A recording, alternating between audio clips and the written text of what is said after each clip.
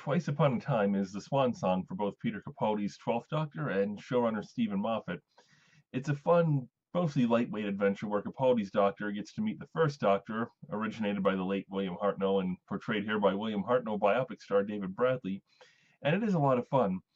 It also goes back to the well on what seems to be one of Moffat's major issues, which I'll get to later. Fair warning up front that this will have spoilers for this episode and then for the entire Moffat run in general. So if you aren't completely up to date on the show, you might not want to watch further. There is a looking ahead bit at the end that will not contain spoilers unless you haven't already heard who's been cast as the 13th Doctor, but really just about everyone has heard that. I'll put a timestamp in the description if you want to skip forward just to the spoiler-free part at the end. But first, Twice Upon a Time. The plot involves the first and 12th Doctors both refusing to regenerate, not wanting to give up who and what they are, while unraveling the mystery of who's creating avatars of the dead, a mess they become involved in when a glitch in that process causes a World War I soldier to appear at the South Pole with the Doctors in 1986. The overall story is fine as far as it goes, which isn't too far because it's a fairly thin plot. And when multiple Doctors appear in the same story, the real fun tends to come less from the story itself and more from watching the various Doctors irritate each other, because they do never seem to get along with each other unless there's a crisis to deal with. When the truth of testimony is revealed, that it takes a record of people's memories at the moment of death to preserve a record of their existence and experiences, Capaldi's reaction, throwing his hands in the air and admitting that he just doesn't know what to do when it's not an evil plan, made me laugh out loud. I was surprised to see Rusty show up again, and while I'm not sure how necessary it was, I do approve of seeing characters and events crop up again, because it's far too common in episodic TV to simply forget all the resources and individuals introduced in prior episodes and simply be slaves to the reset button. So seeing things come up again that logically would reasonably come up again in a certain situation is always good. The Captain's identity was also good and unsurprising, but it still brings a smile to longtime fans. But most of my feedback on the elements of this episode, from the plot standpoint anyway, mostly boil down to not really necessary, but I approve anyway, because the plot isn't really what this episode is about. Frankly, the subtexts are far more interesting and engaging. For example, the casual sexism of the First Doctor. Many people singled this out, especially the spanking line, as being too far, though that was lifted almost directly from an actual line Hartnell had back in the day. The sexism in this episode is a bit more rapid fire than what was seen in the original series, because at the time the sexism that occurred in the original series was seen largely as normal. And frankly, there's a lot of irony in the people saying it's offensive that they made the First Doctor sexist, while also saying, I'm not watching now that they've cast Jodie Whittaker. I've watched the very first Doctor Who serial with one episode of introducing the characters and 3 episodes of cavemen fighting over who bears credit for providing fire. And it was pretty clear that women in the show, much like women in that era in general, were in stories to run from trouble, twist their ankle on invisible gophers, scream in terror, and then get rescued by men. It's just what it was at that time. So the First Doctor's line about all women being made of glass is a reflection on how women were portrayed at that time. And in its own way, it's a fairly sadly accurate summation of how women acted in the era of the First Doctor. And it's also used as a sign of how far we've come, especially considering that line was spoken in front of and called out by Bill, who is a woman and black and gay, a combination that never would have existed on that show back in the 1960s. Also intriguing, I think, is the 12th Doctor's basis for rejecting testimony as being the original person.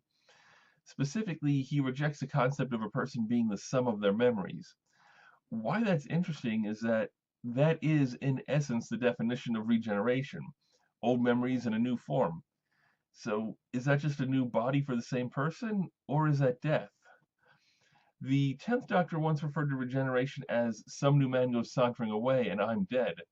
The 12th Doctor says one more life won't kill anyone except me. On the other hand, the 9th Doctor told Rose they could still go places together, but just not with this daft old face, so he seemed more on the side of same person, different body. It's an issue that even the Doctor seems to look at differently depending on the regeneration. And there's some potentially interesting philosophical points can be addressed there about life and identity, although I'm certainly not going to get into them now. In this episode, the 12th Doctor doesn't see regeneration as a continuation of his life so much as the end of it. So he can't see Bill's new form as a continuation of life either, just a ghoulish mockery of it. Is Bill's testimony Bill, or just an echo of who Bill was? The episode never really comes to a conclusion, which I'm okay with because it's an ambiguous issue without a clear-cut answer anyway, and the debate is far more interesting than the conclusion is, either way you go with the conclusion. But that issue of death is the ongoing theme of Moffat's run, specifically the fear of death and avenues to escape from it. This was visible even back in his first story from the first season, where he had the Doctor declare, "Just this once, everybody lives." He introduced Jack Harkness in that episode, who became immortal. He introduced the Weeping Angels, whose form of killing you is generally to send you back in time simply to live out your life elsewhere. He introduced River Song in an episode where everyone who died actually ended up surviving in a form through a loophole. The 11th Doctor explicitly died at least once. Amy died at least once. Rory Williams died so many times that they eventually joked about it in an actual episode. Clara died twice before we even meet the Clara who became the Doctor's companion. In his first year with Capaldi, Moffat revealed that people who died retain awareness past death. In his second year with Capaldi, the Doctor survived a practical infinity of deaths, and 2 people were rescued from death with immortality. In his third year with Capaldi, he revealed a project where everyone who dies anywhere ever is downloaded to a database where their experiences live on. So no one ever truly dies, ever goes away forever. From all appearances, Steven Moffat has a serious issue with death, and that issue is apparent throughout his work on the show. So moving away from that theme under the new showrunner for a while should be a good thing. And that's not to say that Moffat's work is bad or one note. He does get a lot of crap that he doesn't deserve, and a lot of it comes from people whose first exposure to Doctor Who was from the Russell T Davies era, and who don't understand or don't care to understand that just like its title character, the show reinvents itself over time and is going to be different. Some criticisms of Moffat are valid, but they're often overblown, and a lot of the criticisms against him are vague or applicable to just about anyone. And I don't want to rehash them because most of them are ridiculous. But the main criticism of his work that I've had, which is much more of an issue during Matt Smith's time on the show than Peter Capaldi's, was that Moffat spent much of the Smith era designing entire seasons to create the most intricate, complicated, convoluted, hopeless situation he could possibly dream up, and then bullshitting his way out of it.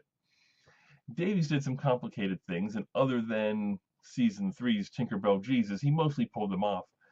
But he was still writing primarily for the characters, and the stories served them. Moffat spent far too long writing primarily for the stories and then making the characters serve them. This resulted in repeatedly killing characters for the sake of the plot lines and then pulling them back when convenient, and it took away much of the sense of consequence on the show. When Davies ground up characters, they stayed ground. When Moffat did it, they were reset buttoned and continued on their way. In one episode, the Doctor actually created and handed his earlier self a literal reset button. Even death didn't matter because nothing that happened happened. This is why Clara, despite coming into her own in her later seasons on the show, remains hated by a significant portion of the audience.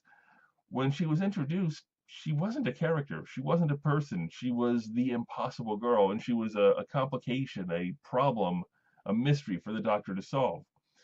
Redeeming the character in later seasons is well done, and she really did come into her own, but the ambiguity of who she was when she was introduced was something that a lot of people never got over. And frankly, it was a little bit odd to see her going toe-to-toe with the Master one season after getting outwitted by the kids that she was babysitting.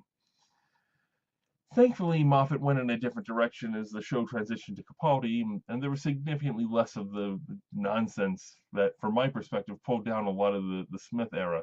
They had good episodes, but the payoffs of the seasons tended to be unnecessarily convoluted and didn't pack a lot of punch.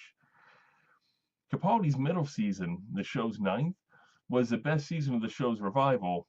The Zygon episode's description of war was brilliant, and Heaven Sent is one of the best hours of television that I think has ever been produced. The most recent season was a bit more uneven, with Extremis being a high point with an usually awful plot twist ending that, in the context of this episode, worked brilliantly, even if the payoff over the next two episodes fell flat. I felt the attempted redemption of the Master was brilliant and worked out very well and was handled very well, even though pretty much every twist and surprise of the penultimate episode of the season had already been made common knowledge before the episode aired. I liked that by the end of the last episode of the season, the Doctor, Bill, Nardole, and the Master all had their plot lines resolved and went their separate ways without any of them knowing what happened to any of the others. For all any of them knew, all of the others were dead and gone, and yet it still left just about everyone on a hopeful note. And then that led into Twice Upon a Time, which was arguably foreshadowed right at the start of the season with a picture on the Doctor's desk of his granddaughter Susan, who only traveled with the first Doctor, and the introduction of two characters who were named Bill and Heather, Heather being the name of William Hartnell's wife. So Moffat's run is over, and Capaldi moves on, whether by choice or by jumping before he was pushed. And the show passes on to new hands, and some people will accept it and enjoy it, and some will not like the changes and move on, and some will rage simply because it's different than what came before and they don't like that. A lot of people seem to be worked up over the ending of this episode, so let me just address that real quick. Yes, it is absolutely ridiculous that the Doctor has not learned by now to park the damn TARDIS before he regenerates. It's the fourth regeneration of the revival, and the TARDIS has crashed every single time. Crying out loud. If you're going to regenerate, you know you're going to be in a completely different body that you have to get used to, and your mind's going to be a bit fuzzy for a while. You wouldn't even operate a car in that condition. Why on earth would you try to operate a time machine like that? Seriously, Doctor needs to learn from his mistakes here.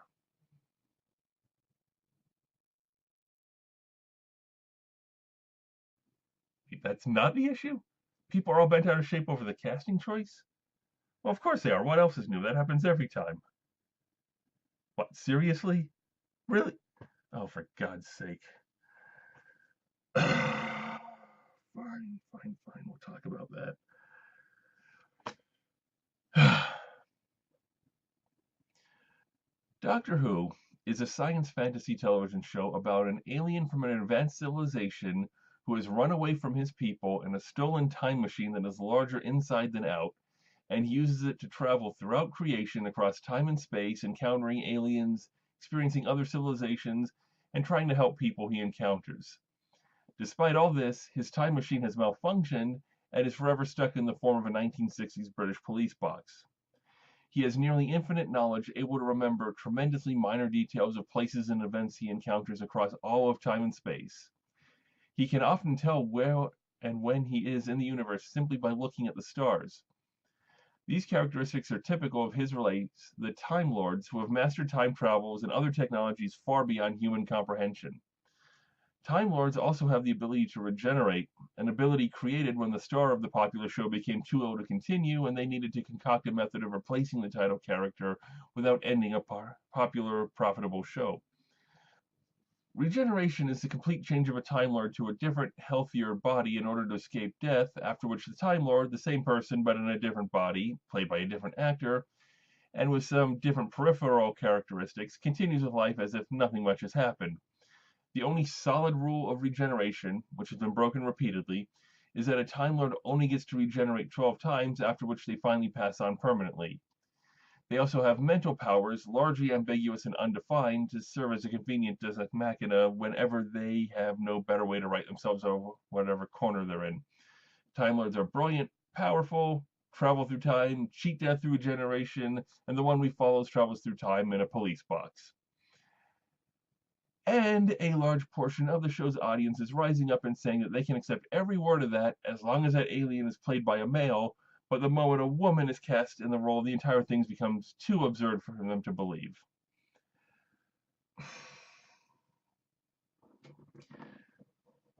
About 20 years ago, a show called Star Trek Deep Space Nine did an episode called Far Beyond the Stars. In it, Captain Sisko, played by Avery Brooks, who is black, had a vision in which he believed that he was Benny Russell, a pulp science fiction writer in the 1950s. And Benny had an idea for a story, and he wrote about this story Deep Space Nine and the characters on this space station and on the show, and he told stories that we've seen on the show. And this being the 1950s, the editor would not publish them because the station's commander, Sisko, is black. Benny was told that all he had to do to get the story published is make the captain white. That was the single detail that would decide whether or not the story would get published. And Benny argued with his editor over this, and he was told, "Oh, come on, Benny, your hero's a Negro captain, the head of a space station, for Christ's sake." And when Benny asked what's wrong with that, he was told, "People won't accept it. It's not believable." Oh, how far we haven't come.